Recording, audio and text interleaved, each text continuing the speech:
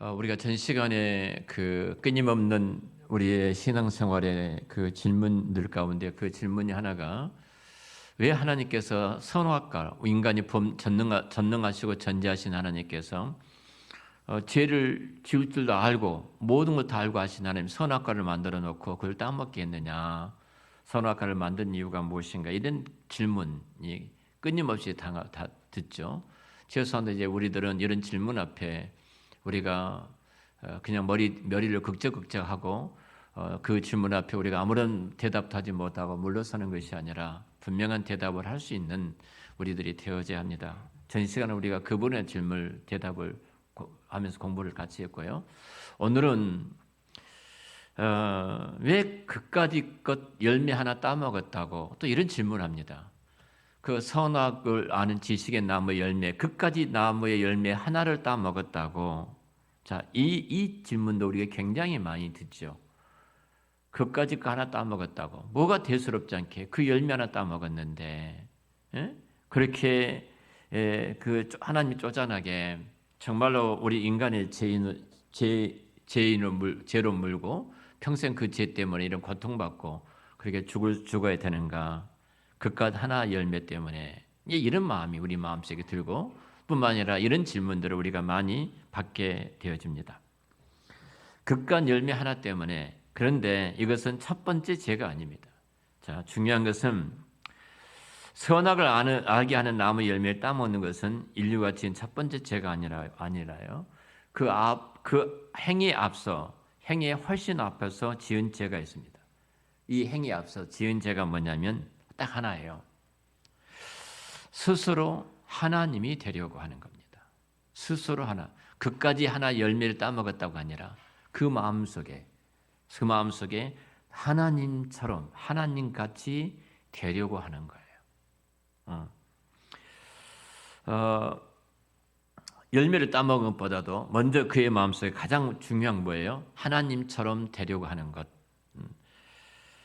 그리고 하나님 말씀을 들었지만 그 말씀을 반역하고, 자, 그리고 내 마음속에 그 먼저 범죄가 일어나게 됐고 그 범죄의 행위로 열매를 따먹게 되었죠. 그 마음이 뭐예요? 먼저 마음속에 하나님처럼 되려고 하는 것. 다시 말하면, 오늘로 말하면 한번 따라서 할까요? 내가 주인이다.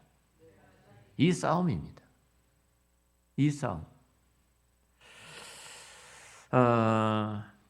하나예요. 이것은 탐욕 때문에 하나님께서 금하신 열매를 이들이 따먹었거든요. 탐욕입니다. 본질적인 탐욕이에요. 우리는 분명히 해야 합니다. 첫 번째 죄는 내가 하나님처럼 되려는 탐욕, 내가 주인이게 되겠다, 이 탐욕입니다. 하나님이 되려고 하는 반역이죠. 하나님처럼 되려고 하는 어떤 그 불순종, 그 마음속에 있었어요. 그러니까 열매 한 가지, 그까지 열매 하나 따먹었다고가 아니라 그 마음속에 이미 뭐라는 거예요? 내가 주인이고 내가 하나님처럼 되려고 하는 것입니다. 이것은 원래 사탄이 하늘나라에서 지은 죄고요. 사탄이 하늘나라 쫓겨난 이후에 이 땅에 와서 한 일은 하나님의 최고의 피조물이 누구예요? 인간입니다. 그러니까 하나님의 최고의 피조물이 인간을 자기와 똑같이 이 인간을 망가뜨리려고 했던 작전이 좀 뱀에게 들어와서, 강교한 뱀에게 들어와서 사탄이 그 작업을 펴고 있었던 것입니다. 사실 에덴 동산에 지은 죄나 우리가 살아가며 지은 죄나 그 본질은 똑같아요. 뭐라는 거예요? 내가 주인이 되려고 하는 그것입니다. 내가 왕이라는 겁니다. 내가 왕. 이 왕은 하나요. 내 마음대로예요. 내 마음대로.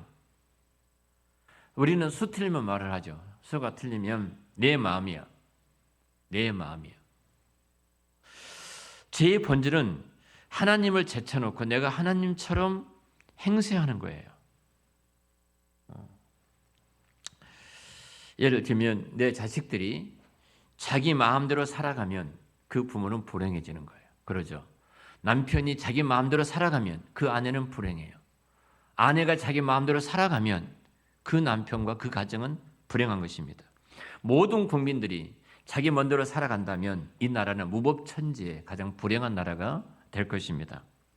하나님을 사랑하고 하나님이 지은 하나님의 백성, 하나님의 사람을 사랑해야 될 그 인간들이 결국은 그렇게 하기를 거부할 때 우리의 삶은 가장 비참한 자로 빠질 수밖에 없다는 것입니다. 이 싸움이에요. 동일하게 아담이 에덴 동산에 했었던 그 싸움, 오늘 또 동일하게 우리 삶 속에서 그 싸움들이 계속해서 이어져 가고 있는 것입니다. 제가 이 분쟁하는 교회들 가보면 딱 하나예요. 주도권 싸움입니다. 내가 주인이라는 거예요. 후임으로 온 목사가, 새로운 목사가 주인처럼 행동하는 게 싫다는 거예요.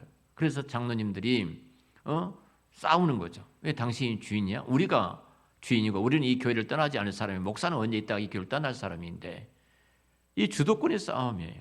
들어가 보면 다 그것입니다. 에덴 동산을 했던 동일한 그 싸움을 가정에서도 하고 있잖아요. 남편은 남편의 권위를 갖고 내가 이 집의 질서상 머리이다. 아내는 아내의 권위를 갖고 내가 없어봐 뭐가 되겠는가. 이 싸움이 계속해서 이루어지는 거예요. 그러니까 우리는 지금 하나입니다. 선과 악을 정의하는 최종 권리를 지닌 하나님 행세를 내가 하는 거예요. 내가 하나님처럼 한다. 선, 악을 구분할 수 있는 그것은 하나님밖에 없는데, 내가 주인이면 내가 구분할 수 있다는 거예요. 선이 무엇인지 악이 무엇인지 주인이 결정하는 것처럼 하나님이 그런 걸 결정하셨는데, 내가 주인이 돼서 선이 무엇인지 악이 무엇인지를 내가 결정하겠다. 그래서 선, 악을 알게 하는 지식의 나무가 그 나무예요. 우리가 이 땅에 사는 한 계속되는 것이 이제 탐욕과의 싸움입니다. 탐욕이에요. 탐욕은 사람의 생명을 가볍게 여깁니다. 이 탐욕은 모든 질서를 다 깨트립니다. 그리고 모든 공동체를 파괴합니다. 이 탐욕의 문제를 지도자 몇 사람이 이렇게 해결할 수 있는 것도 결코 아닙니다. 사람들이 어떤 정의로운 말을 몇 마디 한다고 해서 이 탐욕의 문제가 해결되어진 것이 아닙니다. 되어진 거 아니에요. 사실 그리고 일을 잘하고 있는 어떤 사람에게 내가 동조하고 따라간다 해가지고 그렇게 해서 이것이 탐욕의 문제가 해결되어지는 것도 결코 아닙니다. 탐욕은 우리가 평생 싸워야 하는 아주 심각한 문제입니다. 평생 죽을 때까지 싸워야 될 심각한 문제예요. 왜냐하면 탐욕은 인간의 본성이기 때문에 그래요. 아담이 그랬던 이 탐욕 때문에 무너졌던 것처럼 동일하게 아담의 후손의 모든 인류의 본성은 탐욕이라는 재성을 갖고 있기 때문에 이것은 끊임없이 죽을 때까지 우리가 치열한 싸우지 않냐면 이겨낼 수 없는 것이 이 죄입니다. 우리가 이 잘못된 본성과 싸우기 위해서는 고르한 습관을 가질 필요가 있습니다. 자, 오늘 우리 창세기 3장을 제가 같이 읽었는데요. 창세기 2장과 3장에 나오는 선악과, 좀 더 정확하게 말하면 선악을 알게 지식의 나무인데 이 이야기를 인간의 탐욕과 본성이 있다는 사실을 가장 잘 설명해 주고 있어요. 그래 그까지는 열매 하나가 아니라 본질적으로 인간의 그 탐욕이 무너지겠다면 우리 그 탐욕에 대한 실체를 우리가 봐야 합니다. 그리고 내가 누구인가를 알아야 됩니다. 자, 우리 창세기 2장에 보면 하나님께서 처음 인간을 에덴 동산에 두시고 선물을 주셨죠. 얼마나 큰 축복입니까? 인간을 위해서 하나님 에덴 동산을 만드시고 우리 일대 양육 여러분 공부할 때 에덴이라는 것은 기쁨인데 에덴 동산에 인간을 하나님의 형상으로 인간을 두시고 하나님의 그 오리지널 복, 원래 약속했던 그 축복을 주셨는데 그 축복의 첫 번째가 뭐였어요? 기쁨이었습니다. 기쁨이었죠. 에덴이라 말 자체가 기쁨이란 말, 우리말로 번역하면 기쁨이거든요. 자, 하나님께서 에덴 동산을 선물로 주셨어요. 그리고 그 동산을 하나님께서 아담과 하에게 그 동산을 일구며 지키는 일을 맡기셨습니다. 그리고 2장 15절부터 17절까지 성경은 이렇게 말합니다. 여호와 하나님이 그 사람을 이끌어 에덴 동산에 두어 그것을 경작하며 지키게 하시고 여호와 하나님이 그 사람을 명하여 이르시되 동산 각종 나무의 열매는 내가 임의로 먹되 선악을 알게 하는 나무의 열매는 먹지 말라. 내가 먹는 날에는 반드시 죽으리라 하시니라. 모든 열매를 주시고 먹을 양식으로 마음껏 먹도록 만들어 주셨어요. 근데 하나 딱 정했습니다. 한 가지 조건이 있어요. 뭐예요? 에덴 동산에는 한 중앙에 나무 둘이 있었습니다. 자, 2장 9절에 보면 같이 읽어볼까요? 여호와 하나님이 그 땅에서 보기 아름답고 먹기에 좋은 나무가 나게 하시니 동산 가운데 생명나무와 선악을 알게 하는 나무도 있더라. 에덴 동산 중앙에 생명을 알게 하는 생명나무와 선악에 아는 지식의 나무, 선악과를 이 중앙에 두었어요. 두었습니다. 자, 하나님은 모든 나무의 열매를 임의로 다 먹을 수 있도록 만들어 주셨어요. 얼마나 큰 복입니까? 그러니까 심지어 하나님은 생명나무의 열매까지도 괜찮다고 하셨습니다. 그것까지 먹도록 하셨어요. 한번 얼마나 큰 복입니까? 그런데 유독 하나 선악을 알게 하는 나무의 열매는 먹지 말라 이렇게 말씀하셨어요. 이게 문제가 됩니다. 특히 우리가 이제 질문을 듣죠. 왜 선악 우리가 전 시간에 봤던 것처럼 왜 이 나무 열매를 만들어 놓고 우리를 하여금 이 죄를 짓게 하고 우리를 죽음에 들어오게 하고 이 고통 속에 살아가느냐? 하나님이 만들어 놓으시고 전능하신 하나님이 전지하신 하나님이 근데 분명하게 그 1장 26절 26절부터 28절 말씀 보면 한 조건이 붙어 있거든요. 26절부터 28절 볼까요? 하나님이 이르시되 우리 형상을 따라 우리의 모양대로 우리가 사람을 만들고 그들로 바다의 물고기와 하늘의 새와 가축과 온 땅과 땅에 기는 모든 것을 다스리게 하자 하시고 하나님이 자기 형상 곧 하나님의 형상대로 사람을 창조하시되 남자와 여자를 창조하시고 하나님이 그들에게 복을 주시며 하나님이 그들에게 이르시되 생육하고 번성하여 땅에 충만하라 땅을 정복하라 바다의 물고기와 하늘의 새와 땅에 움직이는 모든 생물을 다스리라 하시니라. 여기에 보면 하나님께서 하나님 형상대로 사람을 만드시고 그에게 다른 피조물들을 다스릴 권한을 다른 피조물을 다스릴 권한을 부여해 주셨어요. 대단한 권한을 부여해 주셨습니다. 그런데 자 하나님은 사람에게 무한한 존재로 만든 것은 아니에요. 그렇죠? 무한한 존재, 분명히 피조물이라는 겁니다. 그 피조물, 하나님은 창조자고 주인이시고 나는 모든 것을 다스리고 모든 걸 정복하고 모든 걸 충만할 수 있지만 내가 끝까지 잊어서는 안 될 한 가지를 기억하게 만드셨는데 그 기억이 뭐냐면 선악을 알게 한 지식의 나무를 볼 때마다 나는 피조물이다. 하나님은 창조자다. 이 부분을 질서 속에 세워두신 거예요. 다른 모든 피조물을 다스릴 권한을 주셨어요. 권한을 주셨는데 나도 그 피조물 가운데 나도 똑같은 하나에 불과하다는 것을 잊지 않도록 만드셨어요. 하나님이 만드셨다는 겁니다. 하나님이 지으셨다는 겁니다. 이것을 잊지 말아라는 거예요. 바로 이 사실을 확실하게 알도록 하시기 위해서 하나님께서 하신 명령이 선악을 알게 한 나무의 열매를 먹지 말라 이렇게 말씀을 하셨어요. 그러니까 결국 이겁니다. 하나님께서 자유를 주셨는데 그 자유는 하나님 안에서 자유예요. 그렇죠? 하나님 안에서 말씀 안에서 자유이지 하나님 없는 무한한 자유가 아니에요. 근데 사단이 와서 뭐 하는 거예요? 하나님 안에서 자유를 끊어버리고 너는 무한한 자유를 갖고 하나님처럼 가질 수 있다. 이 지금 미혹을 한 것입니다. 이거 심각한 미혹이죠. 그래서 사람이 내 멋대로 자기 멋대로 살아도 괜찮다는 것을 이제 갖도록 유혹을 하죠. 하나님께서 인간의 한계를 분명히 정하셨어요. 피조물의 한계를. 이것을 볼 때면 나는 피조물이에요. 하나님은 창조자고 내가 하나님과 동등된 자리에 있지만 나는 하나님이 아니잖아요. 우리 여러분 1:1 양육 교제 가운데 대통령 우리 교제 가운데 내가 대통령과 함께 교제를 한다면 그 신분이 얼마나 상승된 신분이고 얼마나 영광스러운 자리인가요?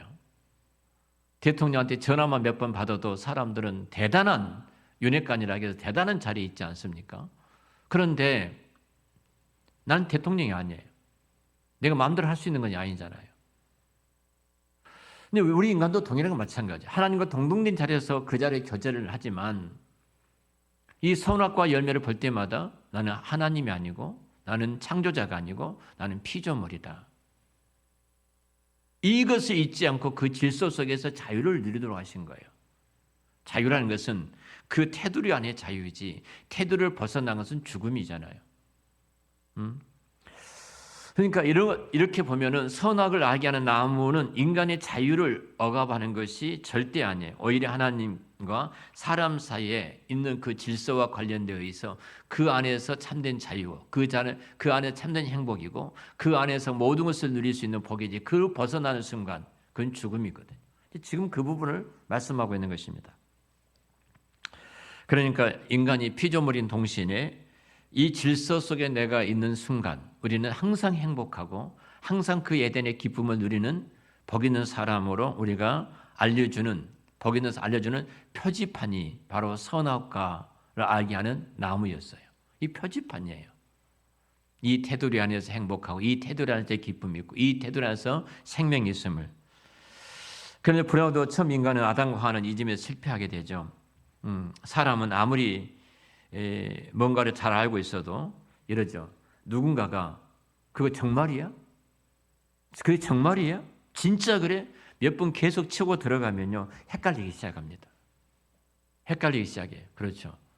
그때부터서 정말 그게 정말인가? 그러니까 지금 유튜브들이 쓸데없는 것을 많이 만들어가지고 미혹한 것이 그거예요. 진짜처럼 만들어버리는 거예요. 가짜를. 자, 뱀이 와서 이렇게 말합니다. 하나님이 참으로 너희에게 동산 모든 나무의 열매를 먹지 말라고 하더냐? 이렇게 말하죠. 자, 여기에 중요한 말을 하죠. 3장 1절이 뭘?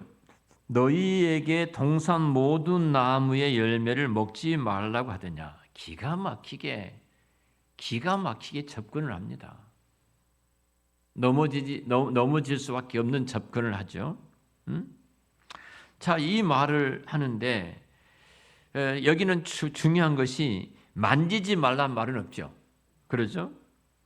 그럼 너희가 죽을까 하노라 이 말도 없는데 하나님 반드시 죽는다고 말을 했잖아요. 근데 사단은 뭐라고 그래요? 너희가 죽을까 하노라. 자, 여기서 중요한 것은 뱀이 사람을 유혹했고 사람은 거기에 넘어갔다는 사실이죠. 자, 4절부터 5절이 넘어갑니다. 만지지도 말고 먹지도 말고 죽을까 하노라. 자, 4, 5절 같이 읽겠습니다. 뱀이 여자에게 이르되 너희가 결코 죽지 아니하리라. 너희가 그것을 먹는 날에는 너희 눈이 밝아져 하나님과 같이 되어 선악을 알 줄 하나님이 아신다. 자, 이것을 잘 보면 뱀의 유혹의 핵심이 무엇인가요? 하나님같이 된다는 것입니다. 자, 그 6절입니다. 6절 같이 다시 읽어볼까요? 여자가 그 나무를 본즉 먹음직도 하고 보암직도 하고 지혜롭게 할 만큼 탐스럽기도 한 나무인지라. 여자가 그 열매를 따먹고 자기와 함께 있는 남편에게도 주매 그도 먹은지라. 예. 이 사건은 인간의 자율성을 가지고 하나님처럼 독자적인 삶을 누리는 방향으로 나아가게 되었다는 지금 뜻을 말을 하고 있어요. 다시 말하면 이제는 하나님도 필요 없어요. 하나님 없이도 사는 인생을 지금 아담과 하와가 선택함을 이야기합니다.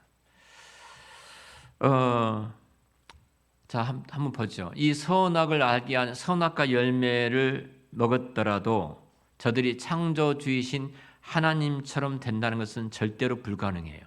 되어질 수 없어요. 그렇죠?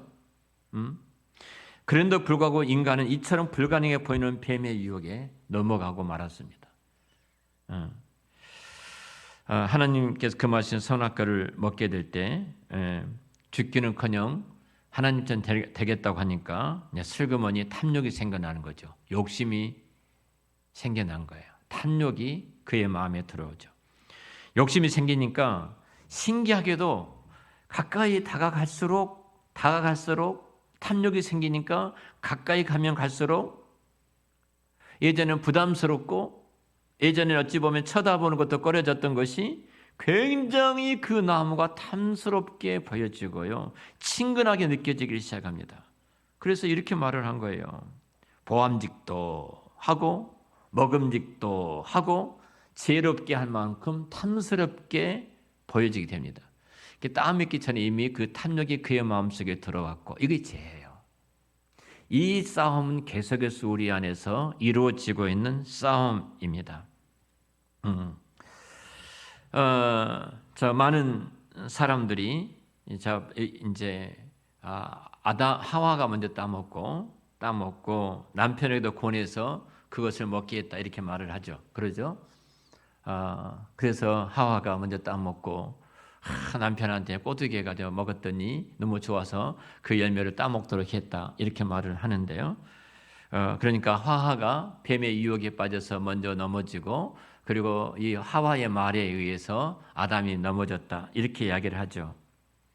그 멀리 있는 남편을 막 불러가지고 이리 와봐 내가 먹었는데 너무 좋아라고 꼬드겨서 그 아담이 먹었다 이렇게 생각을 합니다. 그런데 6절에 보면은 성경은 그렇게 말하고 있지 않아요.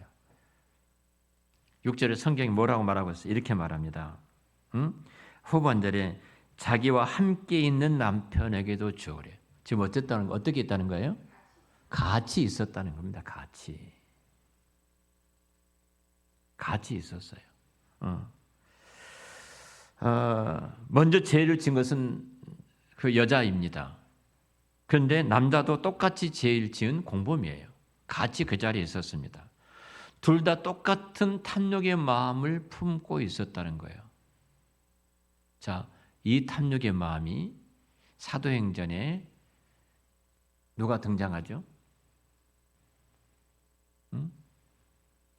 사도행전에 재산을 팔았어요. 다른 사람들이 재산을 팔아서 사도들 앞에 갖다 둔 것을 보면서 너무너무 그 환영을 받고 그 공동체가 즐거워한 것을 보면서 자기도 재산을 팔죠.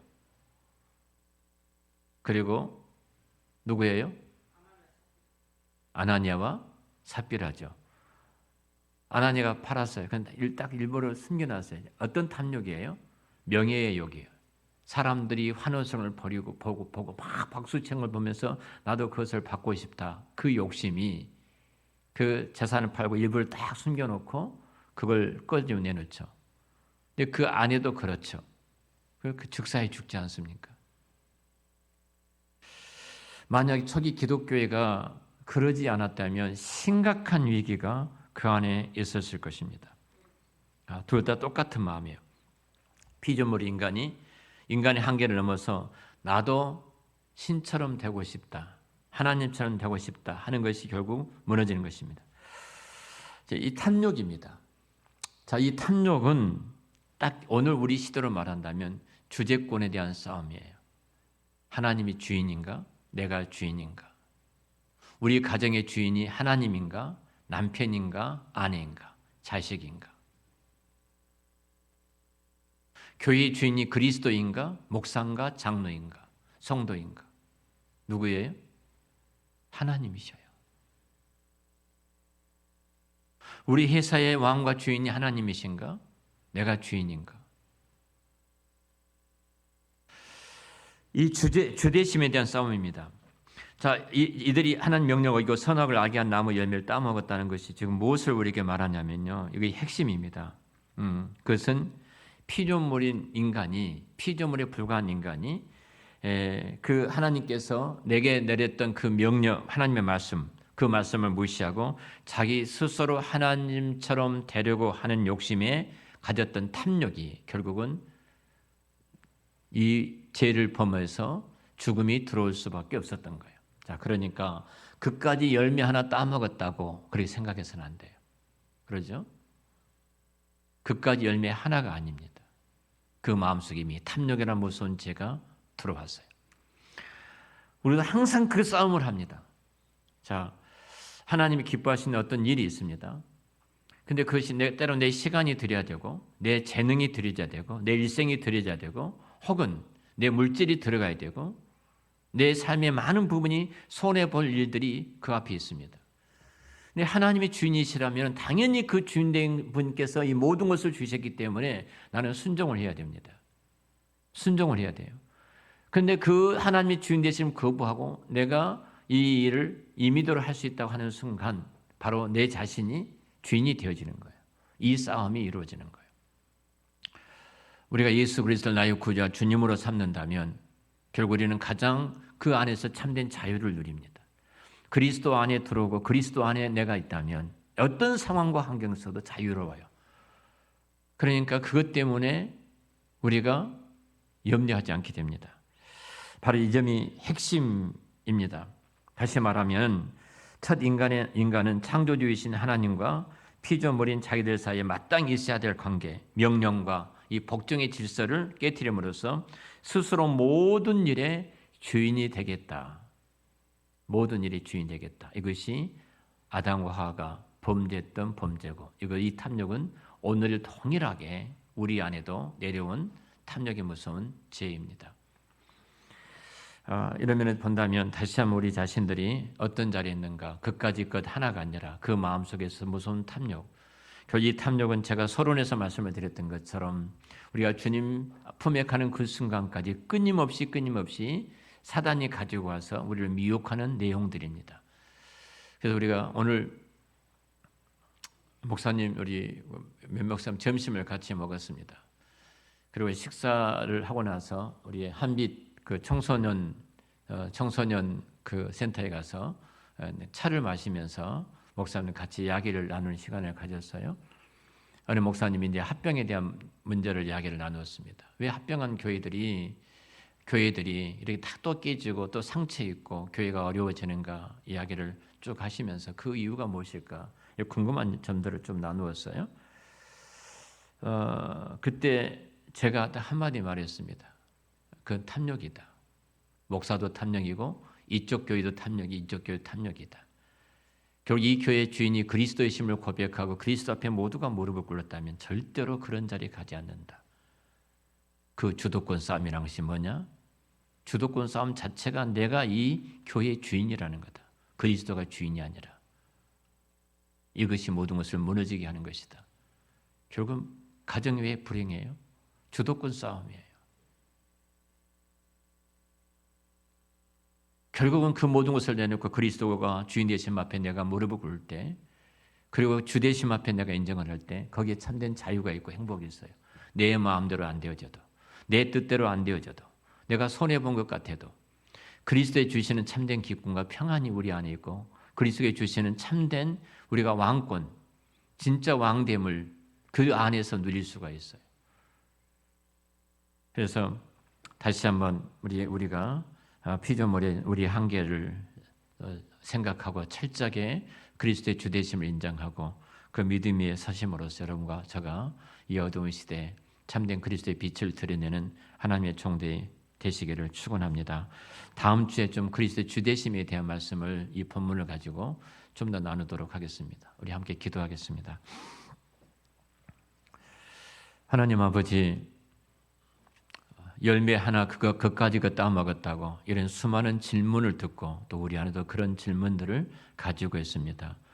그러나 그것 하나 따먹는 것이 첫 번째 죄가 아니라 첫 번째 죄는 그들의 마음속에 있었던 탐욕이었습니다.